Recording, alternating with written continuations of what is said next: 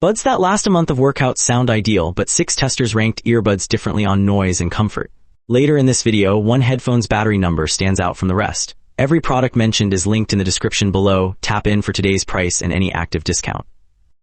Starting off with the lower frequencies. If you're on a jet, what is the best pair to get? Well, the Bose QuietComfort Ultras absolutely dominated in my first test where I played the sound of a jet at a set distance away, and I turned that volume up gradually until the earbuds are no longer able to block that. I then record the volume, and that is how we rank them. So us, very deserving of 4th place on this list. In 3rd place, the AZ100s, super solid. These were never 5th or 6th. Out of all the earbuds, I think these are the only ones that never came in 5th or 6th, so just a really solid across-the-board pair. Really did a great job with their app, did a great job with their features. The controls I thought were the best. Great fit, great comfort. Consistency isn't the same as winning outright. The tester's actual overall pick still needs a name.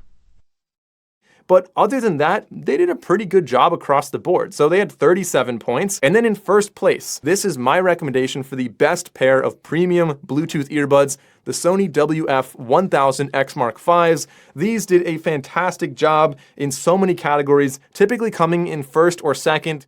That verdict credits the Sony with top ANC, though O'Brien's own noise test had it in 4th place behind Bose, the AirPods Pro 2, and the A1100s. Budget gaming headsets chase Bluetooth 2 with real compromises attached. There's just way too much to cover if we open it up to other types. So I want to just focus on this guy because frankly, I bought and tried almost every wireless headset under $50, and this was my favorite. It's the Logitech G435, and it can be under $50, and the out-of-the-box sound tuning is actually quite good. It's pretty impressive for how cheap it is. This is the Razer BlackShark V3X. What I like about this headset is they got a lot of core things right. It's comfortable. The microphone is fantastic for this price. It has an onboard 10-band equalizer, and frankly, just an overall solid headset. It gives you good wireless range, good low latency, and it will not give you game to chat mix on PlayStation, but it still will on both other platforms. This is a unique headset because the Bluetooth connects to the dock, not the headset itself. So if you walk several hundred feet away from your desk, you go outside and you have your headset on. If you're listening to music on your phone, you're going to lose connection. So it's kind of a unique downside. A dock-only connection defeats the point for anyone away from their desk. Purpose-built earbuds handle that problem differently. Same rate? It's not enough of a difference to raise alarm bells, but I found that curious. But here's some sick math on how this could work out. So 10-hour battery life on the buds without ANC on. Closer to 6 to 8 with ANC, but let's just go 10. I wouldn't want to wear these for 10 hours straight anyway. But every time you put them back in the case, they charge back up to 100%. And the case can fully charge the buds 0 to 100 3 times for literally 5 minutes and get over an hour of listening time, just like that. So hey, here we are in 2025, and I'm out here basically recommending Beats. I'm recommending Beats that are expensive because they're not actually overpriced compared to what they get you versus the competition. It's crazy. You know the memes of like comment sections that are like the downfall of... To be 1st place, down to what I would say is last place. So starting off in 1st place for the best fit and the best comfort, I would say these are actually the Bose Ultra open earbuds. Now, these have a really unique design, kind of a boot shape that goes in your ear, a little cylinder that goes behind your ear, and a small rubber tape that kind of connects them. So obviously come from different manufacturers. And so in 1st place here, the best features are actually on the Sony LinkBuds. Sony packs these with a ton of different features. They have multi-point connectivity, so they can connect to your phone and your laptop at the same time and switch instantly. And based on this, I hope that you can make the decision on which is the best pair for you. But based on the metrics, including all of them in this video, the 1st place was actually the Apple AirPods 3. Like, they were just really well balanced. They had good sound, good aesthetics, good sound bleed, they had good comfort. Multi-point pairing solves a different annoyance than fit or noise. The battery figure that settles the longest-lasting premium pick is still ahead.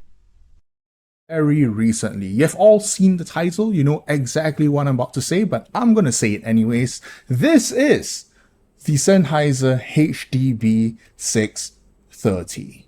And I do believe that this is the best sounding premium wireless headphones appreciate. Then we have the QC Ultra Gen 2 from Bose. This is actually a headphone that I myself prefer over the other two in the big three. The QC Ultra 2s are very clearly geared towards a very V-shaped sound signature, exciting, big gobs of bass, but doesn't come off as muddy sound charging as well. And finally, we have the battery life. And I don't know how Sennheiser did it, but currently, at least in terms of this category, they are the kings. Multiple people have tested the battery life. I haven't because I don't have the time for this, and have shown that the HDB6 Sound quality and battery life settle the headphones debate. Over-ear flagships add active noise cancellation and call clarity to the equation.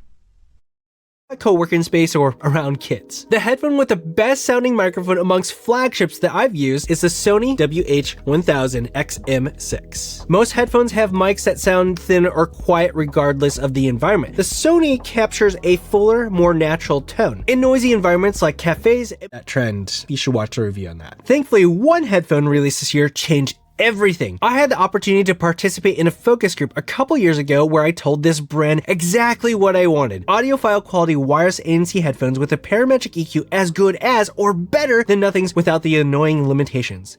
Parametric EQ appeals to audiophiles chasing a specific sound. The category's widest consensus pick is still to come. 630. They're incredible. This year, my pick for the best wireless headphones combines everything you'd want in a pair of wireless headphones. In some areas, it may not be the absolute best, but as a whole, the combination of sound, comfort, battery, ANC, mic, and more stands above the rest to deliver the best overall experience and is my go-to. Reviewers agree fit and battery life decide daily comfort more than any spec sheet. The Sennheiser HD630 held over 50 hours on a charge, but even that didn't settle which pick is best overall. Bottom line, for Bluetooth headsets, reviewers agree fit and battery life matter most, but they still disagree on one single best overall pick. Watch the full reviews linked in the description before you buy. This breakdown is educational, not personal advice.